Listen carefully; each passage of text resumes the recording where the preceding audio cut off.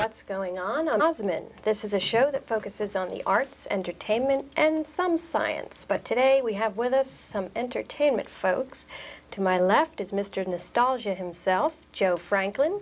We also have with us Rose Contessa, who won the Senior Miss America New York State pageant in Atlantic City, and we have Richmond Shepard, movie and theater critic, one of the few movie and theater critics, or the only one in New York City who is actively involved himself in acting, directing, writing, producing. He'll tell us more about that. He also performs, I just have to get this all out, otherwise he'll kill me later, performs at the Village Gate every Friday and Saturday evening. Let's meet Joe Franklin. Betsy, it's my pleasure. Thank you. And for coming. This is what you call a recip, because you got me one of my highest ratings when you were on my show about a month ago. Was that because I was on it, because the amazing Randy was on it, who you said always gets you high ratings? No, you were there. And, you know, we get overnight ratings. We can always tell within 2 hours who's got that charisma, that appeal. Is that right? And your segment, I mean, Randy did, you know, fair. And after him, I think, was Sally Kirkland that day, and Elliot Gould, and Elizabeth Ashley. Wait a minute, you also had on those sexy lady boxers, if I remember. Sexy lady boxers. That might have had a little something to do with it. The segment with sexy Betsy, Osmun. Okay. Skyrocketed, mushroom. I mean, thank you. Snowballed. I appreciate that little plug. Thank you. When are you having me on again? Soon? Tomorrow. Tomorrow. Okay, great. Now, Joe, I thought I might talk about the Nostalgia magazine that's out. I happened to glimpse at it on the newsstands, and I said, let me call Joe up and find out about this. How long has it been out? This is the second issue. It doesn't really need a plug because it sells out all over. Really? This is the second issue. The first issue and the second issue sold $300,000 a piece. It's part of it. Did I say dollars? I mean, 300,000 copies a piece. He said dollars. I got to get money off. Sold more. Sold 300,000 copies each, and it's part of a big nostalgia boom. It's a craze that's sweeping the nation. I think I was the first one to use the word nostalgia in terms of show business. Right.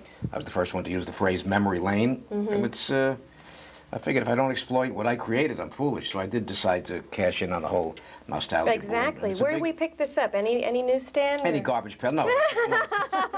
It's a big seller. It's I think issue number 3 will be out soon. Is it come out monthly, you say? 6 times a year, bi-monthly. Bi-monthly. And it's a big hit, really is. It's And we got a picture of the sexy... She's the Vargas pinup girl. Yeah. Oh, wow. Lucille Ball was on cover number 1. I see. I think we have George Burns or Bob Hope coming out soon on the cover. Great. And you actually write an article in it?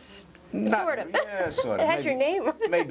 maybe like a nom de plume. Somebody does it for me. But it's a big hit. It's great. That you had an anniversary, the 50th anniversary in the last year. Well, 40 years in show business. I began in radio in 1949, picking the records for a man named Martin Block. Remember a program called The Make Believe Ballroom years ago? That was it.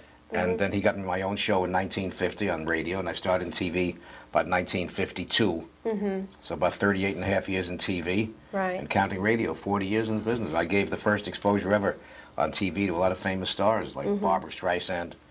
I've had 178,000 interviews, 178,000 interviews. That's a lot. I gave the first, nobody discovered anybody, but I gave the first exposure though to Bette Midler, Bruce Springsteen, Woody Allen, Tiny Tim. Remember Tiny Tim? Sure do. Married and everything. I was invited to that wedding. Did you go? I couldn't find a formal shopping bag. Oh. I was invited on that, Johnny Carson. And I gave the first exposure to Bruce Springsteen, Eddie Murphy, Liza Minnelli. They were on this special? No, well, some of them came back on the special, yeah. Is that ever going to air again? I missed it. I wanted to see it. It was originally a 2-hour special. We're going to bring it back as a 1-hour version in the spring. Oh, great. Momentarily. Super. And then will it end up in the Museum of Broadcast, you think? Or? It'll end up in... somewhere like that. No, it is a classic. Bill Cosby was on there, and Bill Cosby was sort of the highlight. He and Billy Crystal, they were the greatest. They both thanked me for giving them their first exposure. We had Milton Berle, we had Dick Clark, we had Phyllis Diller, we had Telly Savalas. Everybody. You also... Bob Hope.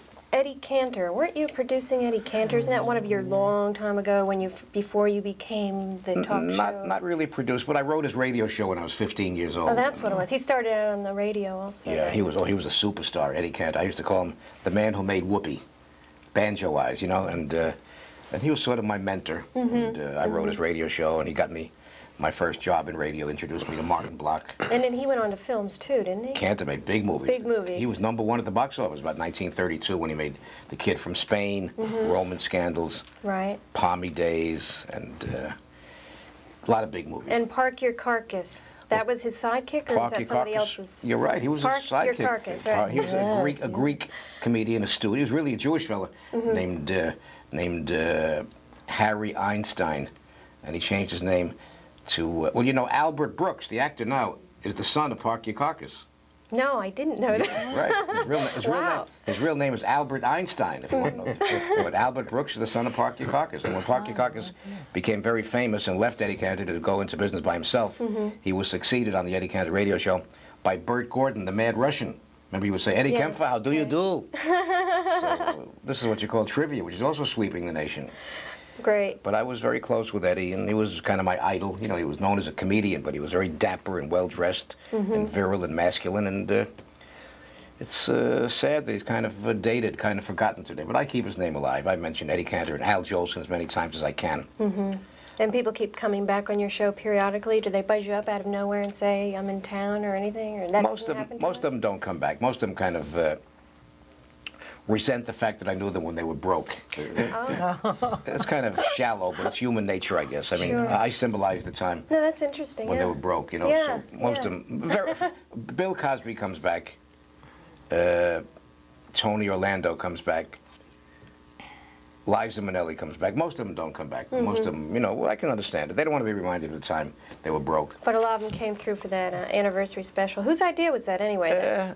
Channel 9. Channel 9 Yeah, said, it was a big hit. We dominated the ratings that night. We got very high ratings. I'm sure. I'm sure. And, you know, in my field, the mortality rate is staggering, Betsy. In my field, there have been 400 talk show hosts came and went Really? since I began. 400. Wow.